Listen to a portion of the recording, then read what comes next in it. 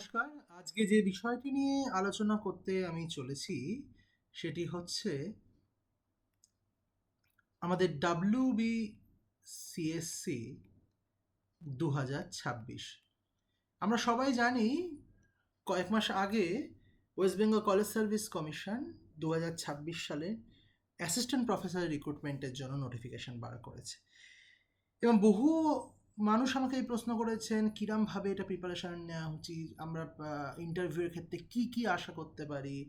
আমি তাই আজকের এই টপিকটিতে, দেখুন এটা তো আমাদের বুঝতে হবে এটা গোটা ইন্টারভিউ প্রসেস নিয়ে আলোচনা একটা বিশাল লম্বা টাইম কনজিউমিং প্রসিডিওর। সুতরাং আমি ভেবেছি যেটা আমি মেজরলি আজকে এই ইন্টারভিউয়ের স্ট্রাকচারটা, মানে কি কি জিনিস আপনি এক্সপেকটেশন করবেনই এবং ইন্টারভিউতে কোন সময় মানে সিরিয়ালি সেগুলো আসতে থাকবে আপনার কাছে, সেই স্ট্রাকচারটা নিয়ে আজকে আমরা আলোচনা করব। এবং পরে এই প্রত্যেকটি জিনিস নিয়ে ইন ডিটেলড আমি কিন্তু ভিডিও আনতে চলেছি। সো আমাদের একটা জিনিস মাথায় রাখতে হবে যে এই WBCSC 2026 আমার এই আজকের এই ডিসকাশনটি কিন্তু oriented for the life science candidate. মানে অবশ্যই এটা একটি জেনারেল ডিসকাশন, যেহেতু স্ট্রাকচার নিয়ে আলোচনা করা হচ্ছে ইন্টারভিউয়ের, যে আপনি কী কী এক্সপেক্ট করতে পারেন। সুতরাং লাইফ সায়েন্স স্ট্রিমে zoology, botany, physiology, microbiology, biochemistry যারাই আছেন তাদের জন্যই কিন্তু এই ভিডিওটি, তাদের জন্য বেসিক্যালি। এইটা বলার পর যেটা আমাদের আর একটা জিনিস খেয়াল রাখতে হবে before going to the further in to the discussion, যে আমাদের কিন্তু এই নোটিফিকেশানে কোনো রকম প্রপার মার্ক ডিস্ট্রিবিউশন কিন্তু দেওয়া ছিল না। মার্ক ডিস্ট্রিবিউশন কোনো রকমভাবে কিন্তু সিএসসি দেয়নি। সুতরাং ওল্ড মার্ক ডিস্ট্রিবিউশন যেটা আছে সেটা আমাদের ধরেই এগোতে হবে। এবং আপনাদের যদি দেখে থাকেন বা পরে আমি না হয় মার্ক ডিস্ট্রিবিউশনটা নিয়েও একটি ইন ডিটেল ভিডিও করব, আপাতত বলে রাখছি আমি 100 মার্ক ইন টোটাল মার্ক ডিস্ট্রিবিউশনের মধ্যে 40 মার্কস কিন্তু ইন্টারভিউয়ের আপনার হাতে সম্পন্ন। কেন কি? কারণটা এই 40 মার্কসের মধ্যে 20 মার্কস আছে আপনার ইন্টারভিউয়ের জন্য, 10 মার্ক আছে ডেমোর জন্য, এবং 10 মার্ক যেটি থাকে সেটি হচ্ছে আপনার ডোমেন নলেজের জন্য। কিন্তু এটা খেয়াল রাখতে হবে, অনেকে যেটি ভুল করেন যে 20 মার্কস ইন্টারভিউয়ের জন্য আছে ও ডেমো প্রেজেন্টেশনের জন্য 10 আছে, এটা সম্পূর্ণ mutually exclusive event, which is not. আপনার কখনোই এমন হবে না আপনি খুব খারাপ ডেমো প্রেজেন্টেশন করলেন অথচ আপনার ইন্টারভিউ আর ডোমেন নলেজের পোর্শনটি অত্যন্ত ভালো গেল, সেটা আপনার হবে না। সুতরাং এই তিনটি পোর্শনকে আপনি আলাদা করে দেখলে খুব ভুল করবেন। মাথায় রাখবেন, হয় আপনি এই 40 মার্কস টোটালটা এনক্যাশ করতে পারবেন, অথবা 40 মার্কের টোটালটাই আপনার কিন্তু খারাপ যাবে। সুতরাং এই তিনটি জিনিসকে কিন্তু একত্রিতভাবেই কিন্তু আপনাকে প্রিপারেশান নিতে হবে। আজকে যে ডিসকাশন, সেই স্ট্রাকচার যেটা আমি বারে বারে উল্লেখ করছি সেটার সাথে টাইম অফ ইন্টারভিউ, কতক্ষণ আপনার ইন্টারভিউ টাইম আপনাকে দেবেন ইন্টারভিউয়াররা, সেটিও কিন্তু ওতপ্রোতভাবে জড়িত। ধরে নেওয়া যায় 12 মিনিটের একটি অ্যাভারেজ টাইম আমরা বলে থাকি যে ক্যান্ডিডেট পেয়ে থাকে, তাও আমি একটু বেশি ধরে রাখছি, 12 থেকে 15 মিনিট ম্যাক্সিমাম আপনি এই ইন্টারভিউয়ের জন্য আপনি পাবেন। কারণ আমরা জানি সিএসসিতে যারাই অ্যাপ্লাই করেন তাদের সবাইকেই কিন্তু ইন্টারভিউয়ের জন্য ডাকা হয়। তাই সুতরাং কোনো ক্যান্ডিডেটই 12 থেকে 15 মিনিটের বেশি, তারা যদি ডেলি 20 জন ক্যান্ডিডেট মিনিমাম তারা বলেন, কোনো ক্যান্ডিডেটকেই 12 থেকে 15 মিনিটের বেশি তাদের পক্ষে দেওয়া সম্ভব নয়। এবং এই সুতরাং এই টাইম ধরে যদি আমি আজকে ইন্টারভিউটা স্ট্রাকচার করি, ফার্স্ট পয়েন্ট আমরা বলতে পারি আপনি যে মোমেন্টে আপনার নামটি ডাকা হলো সেইখান থেকে ঢোকা থেকে শুরু করে ইন্টারভিউ রুমে, সেইখান থেকে শুরু করে আপনার যখন ইন্ট্রোডিউস ইয়োরসেলফ, আপনি যখন ইন্ট্রোডাকশন দেবেন নিজের সম্বন্ধে, সেইটিকে আমরা ফার্স্ট পয়েন্ট ইনিশিয়াল ডিসকাশনের মধ্যে রাখলাম, যেটি ঢোকা থেকে শুরু করে আপনি ইন্ট্রোডিউস করছেন নিজেকে। এক্ষেত্রে ম্যাক্সিমাম আপনাকে ইন্টারভিউয়ার সময় দেবেন 1 থেকে 2 মিনিট। তাহলে এই 1 থেকে 2 মিনিটে কী করে আপনি ভেতরে ঢুকে ইন্ট্রোডিউস ইয়োরসেলফ, ইন্ট্রোডাকশন দিয়ে কী করে ইন্টারভিউয়ারকে ইমপ্রেস করবেন, সেই পোর্শনটিও কিন্তু আমি একটা ইন ডিটেল আলোচনা কিন্তু এটা আমি পরের ভিডিওতে আমি করব। তাহলে এইটা হলো ইনিশিয়াল ডিসকাশন। সেকেন্ড যেটি আমাদের খেয়াল রাখতে হবে, আপনার সাথে ইনিশিয়াল ডিসকাশন হয়ে যাওয়ার পর বা আপনার ইন্ট্রোডাকশন শেষ হওয়ার পর সাথে সাথেই ওনারা যেটা বলে থাকেন যে আপনি কি কিছু ডেমো প্রেজেন্ট প্র্যাকটিস করে এসছেন। ডেমো মানে অর্থাৎ ডেমনস্ট্রেশন। বেসিক্যালি এটা কিরম ব্যাপার, আমরা যারা কলেজে পড়াই তাদের তো আগের দিন ধরুন যে টপিকটি আমি পড়াবো একটু হলেও বাড়িতে একটুখানি প্র্যাকটিস করে যাই যে আমি এই রকমভাবে কলেজে এই টপিকটি স্টুডেন্টদের কাছে ডিসকাশন করব। ঠিক সেরকমভাবে একটি বোর্ড দেওয়া থাকবে আপনাকে, মার্কার হোক বা চক পেন হোক, সেখানে আপনাকে হেডলাইন লিখে পুরো বোর্ড ওয়ার্ক করে আপনাকে ইন্টারভিউয়ারদের একটি ক্লাস নিতে হবে, যেমনভাবে আপনি স্টুডেন্টদের যেন ক্লাস নিচ্ছেন ঠিক সেরমভাবে ক্লাস নিতে হবে। এবং এই ডেমো প্রেজেন্টেশনটি হচ্ছে মোস্ট ইম্পর্টেন্ট পার্ট আপনার ইন্টারভিউয়ের জন্য, কারণ আপনার ইন্টারভিউয়ের 50% অলমোস্ট ওয়েটেজ ক্যারি করে ডেমো প্রেজেন্টেশন। তাই এই ডেমো প্রেজেন্টেশনটিও আপনার কি করা উচিত কি না করা উচিত এটা নিয়েও আমরা ইন ডিটেল আলোচনা করব। আপাতত আপনি খেয়াল রাখুন যে 2 থেকে 3 মিনিটের বেশি কিন্তু আপনি ডেমো প্রেজেন্টেশনে পাবেন না। 3 মিনিট ম্যাক্সিমাম আপনি পেতে পারেন, তার বেশি কিন্তু ডেমো প্রেজেন্টেশন পাবেন না। তাই খেয়াল রাখতে হবে যে আপনার ডেমো প্রেজেন্টেশন যেন আপাতত, আমি এগেন যেমন বললাম আমি এটাকে খুব ডিটেলসে ডিসকাশন করব ডেমো প্রেজেন্টেশন কী করা উচিত, কিরম টপিক বাছা উচিত। আপাতত বলে রাখছি আমি টু ডিটেলড কোনো টপিক আপনি চয়েস করবেন না। যেমন আমি একটি উদাহরণ দিই, অ্যাঞ্জিওজেনেসিস। আমরা যারা লাইফ সায়েন্সে নিয়ে আমরা নেট পড়েছি, সেটা যে স্ট্রিমেই হই না কেন, তারা সবাই অ্যাঞ্জিওজেনেসিস পড়েছি, ক্যান্সারের একটি অত্যন্ত ইম্পর্টেন্ট পয়েন্ট। এবার আপনি দ্য সেল বা যে কোনো মলিকুলার বায়োলজি এর বই, স্ট্যান্ডার্ড বুক বা কুপার যদি আপনি পড়েন, মানে দ্য সেল বাই কুপার যেটা আমি বলছি আর কি, বা ওয়াটসন আপনি পড়লেন, যে কোনো মলিকুলার বায়োলজি বই পড়লে দেখবেন সেখানে 5-6 পৃষ্ঠা, 2 থেকে 5 পৃষ্ঠার মধ্যে ওভারঅল এটি ডিসকাশন থাকে অ্যাঞ্জিওজেনেসিস, এবং খুব ইন্টারেস্টিং ডিসকাশন। আপনি বললেন আমি অ্যাঞ্জিওজেনেসিস নিয়ে ক্লাস নেব, দেখুন তখন প্রবলেম কি হয়ে যাবে যে 7 থেকে 8 জন ইন্টারভিউয়ার বসবেন, তারা কিন্তু সবাই not specialised for cell and molecular biology. আমি কারুকেই কিন্তু ছোট করছি না, তাদের তাদের তাদের সবারই অধ্যাবসায় এবং তাদের সবারই নলেজ কে নিয়ে প্রশ্ন করার ধৃষ্টতা আমার নেই। কিন্তু এই যে 7 থেকে 8 জন বসবেন, তাদের অনেকে আছেন ইকোলজি স্পেশালিস্ট, অনেকে আছেন ইমিউলজি স্পেশালিস্ট, অনেকে এন্ডোক্রিনোলজি, কি হয়তো ক্লাসিক্যাল জুলজি। সুতরাং তারা, আপনি অ্যাঞ্জিওজেনেসিস নিয়ে আলোচনা করলে একজন হয়তো বা দুজন হয়তো ম্যাক্সিমাম ইন্টারেস্ট পাবেন, বাকিরা ইন্টারেস্ট পাবেন না, সেটা আপনার জন্য কিন্তু খুব ভালো কিছু হবে না। আরও একটা জিনিস, টু ব্রড।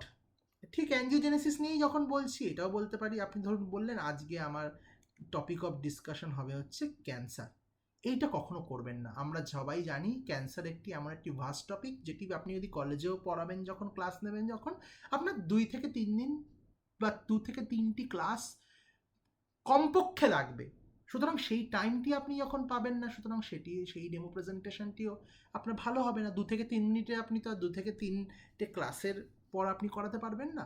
তাহলে টু ডিটেলড, টু ব্রড, এইরকম কোনো ডেমো প্রেজেন্টেশন চয়েস করবেন না। আর মাথায় রাখবেন 2 থেকে 3 মিনিট আপনি ম্যাক্সিমাম সময় পাবেন। এইবার আপনি ডেমো প্রেজেন্টেশন আপনার যেই হয়ে গেল, তারপরেই যে জিনিসটি হবে সেটা হচ্ছে আপনার ডোমেন নলেজ চেক হবে। কীরকম ডোমেন? প্রথম ডোমেন হচ্ছে যে আপনি যে ডেমোটি করলেন সেই ডেমো থেকে আপনার ডোমেন নলেজ চেক হবে, এবং পরেরটি হচ্ছে আপনার স্পেশাল পেপার থেকে। এইখান থেকে ওনারা কিন্তু 2 থেকে 3টি কোয়েশ্চেন অবশ্যই করবেন, যেটার জন্য আপনি ম্যাক্সিমাম 2 থেকে 3 মিনিট ওনাদের সাথে ডিসকাশন টাইম পাবেন। সুতরাং আপনি যে টপিকটি ডেমো প্রেজেন্ট করুন না কেন, সে সম্বন্ধে কিন্তু ভালো করে জেনে যেতে হবে। যেমন আপনি যদি, খুব কথার কথা আমি বলে রাখছি, আপনি যদি হরমোন সম্বন্ধে কোনো একটি ক্লাস নিচ্ছেন বা ডেমো প্রেজেন্ট করছেন, আপনাকে কিন্তু বেসিক আলোচনা 2 থেকে 3 মিনিট যা করলেন, আপনাকে কিন্তু ইন ডিটেলড হরমোন থেকে অনেক কিছু কিন্তু মাথায় রাখতে হবে, যে কোনো প্রশ্ন আসতে পারে। হয়তো আপনাকে জিজ্ঞাসা করলো নিউরোসেক্রেটারি হরমোন কাকে বলে, একটা উদাহরণ দিন। এমন কিছু নিউরনস বলুন যারা নিউরোসেক্রেটারি হরমোনের সাথে সরাসরিভাবে যুক্ত। কোন গ্ল্যান্ডে পাওয়া যায়? পিটুইটারি গ্ল্যান্ডের কী কী অ্যান্টেরিয়র এবং পোস্টেরিয়র পিটুইটারি ডিফারেন্স কী? পোস্টেরিয়র পিটুইটারিতে কি আদৌ যে নিউরোসিক্রেটারি হরমোন কি হয় বা পাওয়া যায়, সেই নিউরনসগুলোর নাম কি। তা এইরকম বিভিন্ন ইন ডিটেল কোয়েশ্চেন কিন্তু আপনাকে ওনারা করবেন আপনাদের ডেমো প্রেজেন্টেশন হওয়ার পর। এবং আপনার যে স্পেশাল পেপার ছিল, মাস্টার্সের স্পেশাল পেপার ছিল, সেইখান থেকে কিন্তু ডোমেন নলেজ চেক হবে, যে ক্ষেত্রে আপনি 2 থেকে 3 মিনিট পাবেন। সুতরাং এই জিনিসটিও আপনি আপনার যখন আপনার ইন্টারভিউকে স্ট্রাকচার করবেন যে আমি এই জিনিসগুলোর উপর ফোকাস করব, সেটিতেও কিন্তু খেয়াল রাখতে হবে। আফটার ডোমেন নলেজ যেটি চেক হবে সেটি হচ্ছে আমাদের সবার জন্য যেটা খুব ইম্পর্ট্যান্ট, সেটা হচ্ছে ক্লাসিক্যাল পোর্শন অথবা কোর নলেজ। ডোমেন নলেজ হলো কোর নলেজ। কীরকম? আমরা যেমন জুলজির যারা স্টুডেন্ট তাদের ক্লাসিক্যাল বা কোর নলেজ কি? আমাদের ক্লাসিফিকেশান, ইনভার্টিব্রেট ক্লাসিফিকেশান, ভার্টিব্রেট ক্লাসিফিকেশান এবং ক্লাসিফিকেশান রিলেটেড সমস্ত কোয়েশ্চেন্স আমাদের জানতেই হয়। প্রোটোজোয়া, পরিফেরা, নিডারিয়া, টিনোফোরার ক্লাসিফিকেশান এবং তাদের ক্যারেক্টারিস্টিক্স। এবং আমাদের এটাও জানতে হয় যে বিভিন্ন রকম তাদের ইম্পর্টেন্ট বেশ কিছু ডিটেলড টপিক, যেমন আমি এটা বলতেই পারি যে পরিফেরা নিয়ে যদি আপনি বা আপনি যদি পরিফেরা নিয়ে পড়াশুনো করেন, পরিফেরা নিয়ে আপনার কোয়েশ্চেন আসে, তাহলে ক্যানাল সিস্টেম আপনাকে জানতেই হবে। নিডারিয়া নিয়ে আপনি আপনাকে যদি কেউ জিজ্ঞাসা করে, আপনাকে কোয়ানোসাইট সেলের ইন ডিটেল স্ট্রাকচার জানতেই হবে। তাই ইত্যাদি এরকমই বোটানির ক্ষেত্রেও আমাদের ট্যাক্সোনমি হচ্ছে তাদের ক্লাসিক্যাল এবং কোর নলেজের পার্ট। ফিজিওলজিক্যাল অ্যাসপেক্টগুলো, প্রত্যেকটি অর্গানাল ফিজিওলজিক্যাল অ্যাসপেক্ট হচ্ছে ফিজিওলজির একটি অত্যন্ত কোর নলেজ পার্ট। মাইক্রোবায়োলজি ক্ষেত্রে বিভিন্ন ক্লাসিফিকেশান এখানে প্রচুর পরিমাণে জিজ্ঞাসা করা হয়। ভাইরাসের ক্লাসিফিকেশান আপনাকে বিভিন্ন রকম জিজ্ঞাসা করা হয়। ব্যাকটেরিয়ার বিভিন্ন রকম ক্লাসিফিকেশান, বিভিন্ন স্কিম্যাটিক ক্লাসিফিকেশান, বিভিন্ন রকম ক্যারেক্টারিস্টিক্স, এগুলো নিয়েও কিন্তু আপনাকে প্রশ্ন অবশ্যই আপনি পাবেন, যেটির জন্য আপনার কিন্তু 2 থেকে 3 মিনিট আপনি ম্যাক্সিমাম পেয়ে থাকবেন। এবং অবশেষে লাস্ট যেটি সবার জন্য সত্য, সেটি হচ্ছে প্র্যাকটিক্যাল রিলেটেড কমন কোয়েশ্চেন। সবচেয়ে বেশি যেটি আসে সেটি হচ্ছে স্টেন, ফিক্সেটিভ, ডাইসেকশন ইত্যাদি থেকে কিন্তু কোয়েশ্চেন আসবে। যেরকম আমাকে ইন্টারভিউতে কিন্তু ওনারা হঠাৎ করেই প্রশ্ন করেছিলেন যে তুমি কি জিএম সাস্টেনটির নাম শুনেছো? আমি বললাম হ্যাঁ। বলো জিএম সাস্টেন কি দিয়ে তৈরি? হ্যাঁ, আপনাকে যদি এরকম কোয়েশ্চেন আসে জিএম সাস্টেন কি দিয়ে তৈরি, তাহলে আপনাকে এইটুখানি বললেই হবে যে সেটি মিথিলিন ব্লু দিয়ে তৈরি, ইওসিন দিয়ে তৈরি, আর অ্যাজিওর বি দিয়ে তৈরি। অ্যাজিওর বি, এটা আপনাকে মাথায় রাখতে হবে না যে মিথিলিন ব্লু কতটা লাগবে বা ইওসিন কতটা বা অ্যাজিওর বি কতটা, সেটা অ্যাড করে কত টেম্পারেচারে কিভাবে মিক্স করলে জিএম সাস্টেন তৈরি হয়, সেইটি আপনি মাথায় যদি আপনি রাখতে পারেন সেটি খুব ভালো, কিন্তু আমি রাখতে বলবো না। কারণ ইন্টারভিউয়ের এই 5টা এই যে স্ট্রাকচার আমি করে দিলাম, এই 5টা স্ট্রাকচার আপনাকে করতে গেলেই এটা আপনাকে অত্যন্ত হার্ডওয়ার্ক করতে হবে। সুতরাং এত ইন ডিটেল আপনার মনে না রাখলেও হবে। এবং অ্যাকচুয়ালি সবসময় ইন্টারভিউয়ারেরও খেয়াল থাকে না, তারাও তো মানুষ। কিন্তু আপনাকে এইটুখানি খেয়াল রাখলেই হবে যে কি আছে, কি দিয়ে কি মেজর তার কনস্টিটিউয়েন্ট। এইরকম স্টেন থেকে কিন্তু প্রচুর কোয়েশ্চেন আসে। অ্যাসিস্টেন্ট কাকে বলে, বেসিক স্টেন কাকে বলে, বিভিন্ন রকম কোয়েশ্চেন। ফিক্সেটিভ কাকে বলে, ফিক্সেটিভ ভার্সেস প্রিজারভেটিভ, এগুলো নিয়েও আমি ইন ডিটেল প্রত্যেকটি এই যে 5টি পয়েন্ট আমি বললাম, আমি প্রত্যেকটি 5টি পয়েন্ট নিয়ে ইন ডিটেল ভিডিও আমি এরপর কিন্তু আমি দেব। আর যেমন যাদের ডাইসেকশন আছে, বিভিন্ন রকম ডাইসেকশন, তাদের থেকেও কিন্তু বিভিন্ন রকম প্রশ্ন আসে। যেমন ককরোচের ডাইসেকশন জুলজির ক্ষেত্রে আমরা বলতে পারি যে আপনি ককরোচকে জিজ্ঞাসা করতেই পারেন আপনাকে কীভাবে আপনি নার্ভাস সিস্টেম ডাইসেকশন করবেন, প্রসিডিওর বলুন। আপনি ভাবছেন জিজ্ঞাসা করছেন ওনারা নার্ভাস সিস্টেম ডাইসেকশনের পদ্ধতি, অ্যাকচুয়ালি ওনারা জিজ্ঞাসা করছেন আপনি ডর্সাল সাইড দিয়ে কাটবেন, অর্থাৎ পিঠের দিক থেকে কাটবেন, না ভেন্ট্রাল সাইড অর্থাৎ পেটের দিক থেকে কাটবেন। যে ওনারা অ্যাকচুয়ালি জানতে চাইছেন এই ককরোচের নার্ভাস সিস্টেম কোথায় আছে। আমরা জানি ইনভার্টিব্রেটের ক্ষেত্রে কোথায় থাকে, ডর্সাল সাইডে, ভার্টিব্রেটের থাকে, ইনভার্টিব্রেটের ভেন্ট্রাল সাইডে থাকে।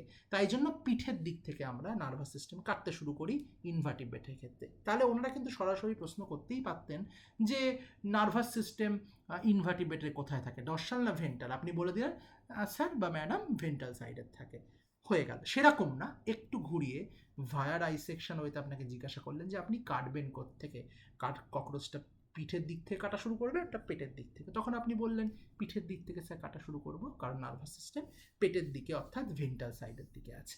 সুতরাং এই যে 5টি অ্যাসপেক্ট, এবার এখান থেকেও 2-3 মিনিট। সুতরাং আপনি টোটাল করেন, টোটাল অলমোস্ট 2 থেকে 3 5 ডোমেনের ক্ষেত্রে আরও 3 ধরলাম, 5 6 7 8 9 10 11 12 13 থেকে 15 মিনিট। এই টাইমটি যদি আপনি পান টোটাল ইন্টারভিউ প্রসিডিওরের শেষে, আপনি বুঝবেন আপনার ইন্টারভিউ খুব ভালো হয়েছে। যদি 10 মিনিটের কাছাকাছি পান, তাহলে average interview time less than 8 minute is not good, not recommended for West Bengal college service commission interview. এইটি হচ্ছে ওভারঅল স্ট্রাকচার, যেটি আজকে আমার ডিসকাশন করার ছিল। আপনারা এই ভাবে আপনাদের ইন্টারভিউ প্রিপারেশন স্ট্রাকচার করুন। আমি মেনলি জুলজির ফ্যাকাল্টি, আমি জুলজি রিলেটেড ডিটেলড ভিডিও আমি অবশ্যই দেব।